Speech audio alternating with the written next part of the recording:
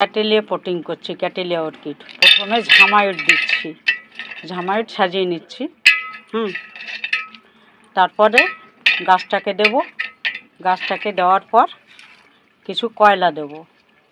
এই যে cattleya orchid, এই যে ক্যাটেলিয়া। এবার কিছু কয়লা দেব, এই যে কয়লা। এই যে কয়লা দেওয়া হচ্ছে, কয়লা। কয়লা চারিদিক দিয়ে একটু ঘুরিয়ে দেওয়া হচ্ছে। এবার কিছুই দেবো, ঝামাইট দেব।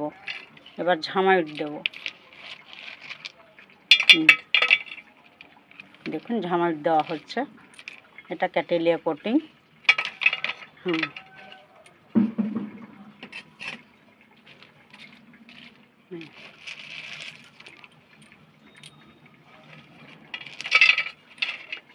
ক্যাটেলিয়া পটিং করা হচ্ছে, ঝামাইট দেওয়া হচ্ছে।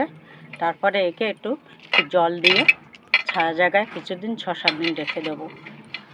তারপরে একে 50-50 নেটের নিচে আনবো।